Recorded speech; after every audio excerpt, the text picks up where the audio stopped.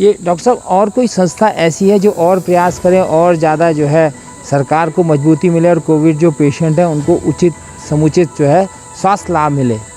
अब बहुत सारी संस्थाएं हैं, इवन हमारी एक डॉक्टर निधि उनियाल हैं। डॉक्टर निधि उनियाल जो हैं अभी वरिष्ठ वो हैं परामर्शदाता हैं दोनों हॉस्पिटल में। वो वहाँ पेशेंट्स भी देख रही हैं, आईसीयू के पेशेंट भी देख रही हैं और इवन वो समाज सेवा भी कर रही हैं। उनके हस्बैंड जो हैं ये नॉर्थ के रेलवेज़ के हेड हैं, डॉक्टर हिमांशु बडोनी। तो उनका भी मुझे एक दिन फ़ोन आया कि मुझे पता चला कि आप लोग अच्छा काम कर रहे हैं, कोई हेल्प चाहिए। तो मैंने एकदम छूटते ही बोल दिया, मैंने कहा हमें 2 बाईपैप चाहिए और दूसरे दिन 2 बाईपैप हमें मिल गए।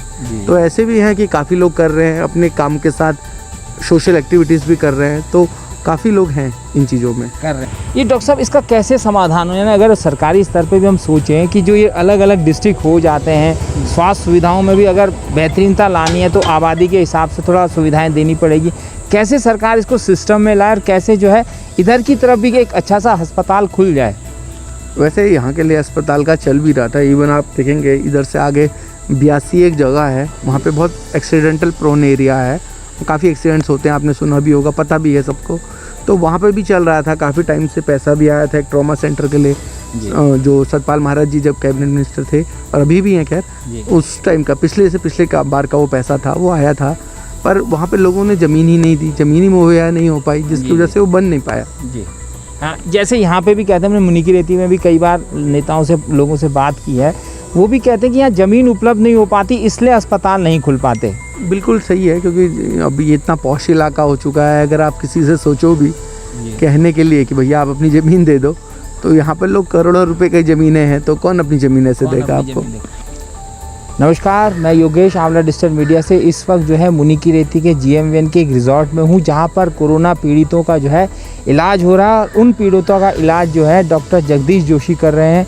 काफ़ी महीनों सालों से लगे, पिछले साल से कोरोना पीड़ितों का इलाज कर रहे हैं।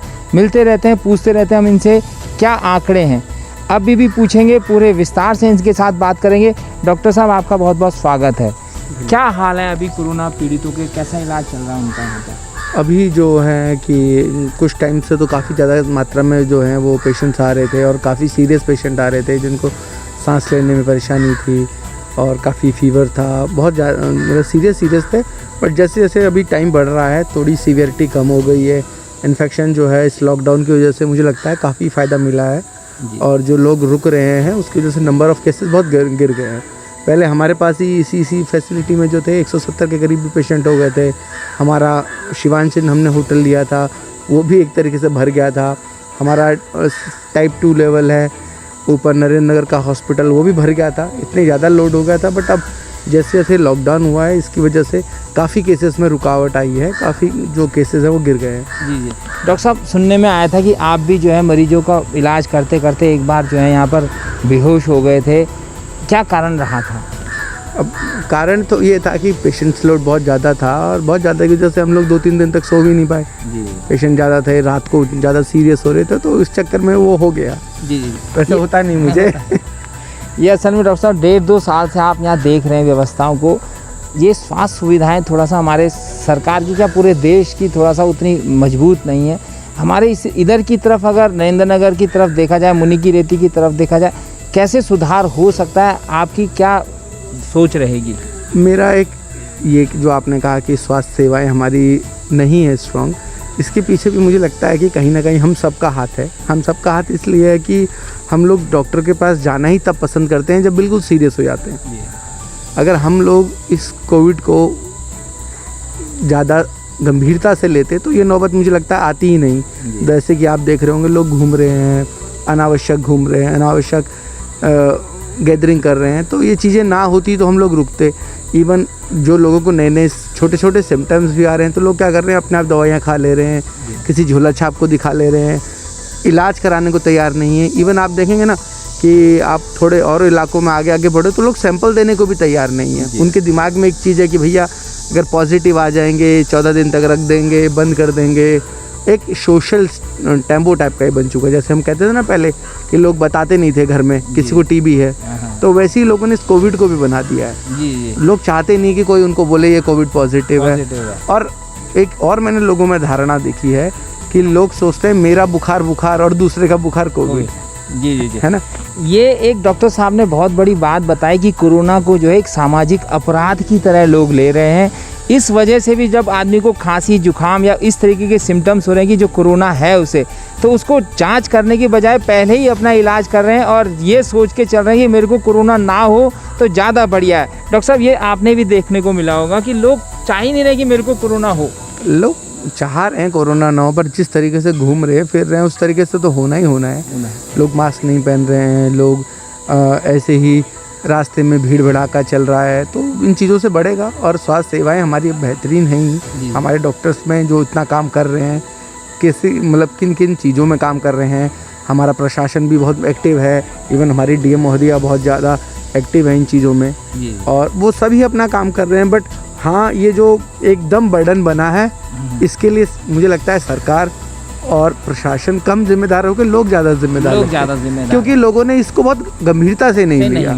और बीमार भी हुए तो घर पे रहे, अगर बीमार हो गए तब हॉस्पिटल आएंगे तो वो है ही कि भैया आप आखिरी टाइम पे आओगे, तो फिर तो लोग यही कहते हैं ना कि भैया अस्पताल ले गए थे चलता और नहीं आया। डॉक्टर साहब, एक और चीज़ हमने देखा, ये मुनि की रेती 14 बीघा तपोवन जो इधर की बेल्ट है, ये काफ़ी लंबी बेल्ट है, लेकिन यहाँ पर जो स्वास्थ्य सुविधाएं हैं उस आबादी के हिसाब से बेहतरीन नहीं है। आप लोगों को भी मजबूरन जो है एक गेस्ट हाउस में अपना वो इलाज करवाना पड़ रहा है। इस बारे को कैसे लेते हैं आप? इसमें एक जो मेरा, अगर मैं इस चीज़ को देखूं तो इसके दो कारण हैं। कारण ये है कि हम लोग जो अभी आप खड़े हैं, ये मुनि की रेती ऋषिकेश है जी, पर ये इलाका जो है ये टिहरी का है। अगर हम टिहरी के नज़रिए से इसको देखें तो हम कहेंगे कि भाई हमारा जो डिस्ट्रिक्ट हॉस्पिटल है या हमारे प्राथमिक स्वास्थ्य केंद्र जो हैं वो यहाँ से 18-19 किलोमीटर ऊपर बैठते हैं। 18-19 किलोमीटर मतलब नरेंद्र नगर की तरफ को।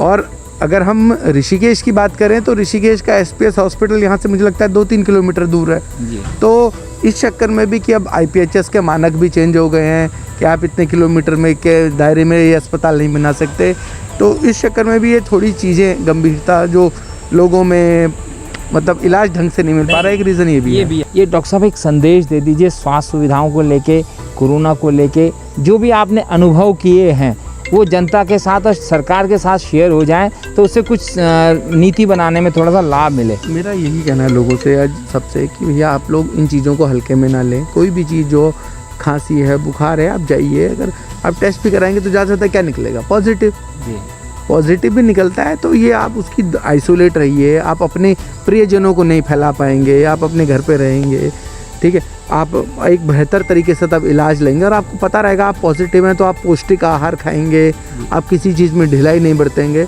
तो इन चीज़ों को आदमी को याद रखना है, वरना हम एक तीसरी लहर को कोई भरोसा नहीं कि कब ये आ जाए और हम इसमें भी जाएंगे। और साथ में जो है जब कोरोना हो जाएगा तो दवाई भी खाएंगे उसकी, बिल्कुल उसके हिसाब से, सिम्टम्स के हिसाब से दवाई भी लें जी। और दवाई लेंगे तो फ़ायदा ही रहेगा, पर छुपाए ना, उसमें ना आए कि आदमी का SpO2 देखो तो 40-45 आ रहा है, ऐसे में ना आए। और अभी भी मुझे लग रहा है कि गांव में बहुत सारे लोग हैं जो नहीं करा रहे हैं टेस्ट, उनको मेरा यही संदेश है कि वो लोग टेस्ट कराएं, और टेस्ट पॉजिटिव आता भी है तो आपको अगर कोई सिम्टम नहीं है आप घर पे रहिए ना, कोई उठा के थोड़ी ना ला रहा है आपको, घर पे रहिए, अपना इलाज कराइए, पर इस चीज़ को मत फैलाइए। अगर ये फैलेगा तो फिर हम लोग तीसरी लहर की तरफ को भी जाने को जा सकते हैं।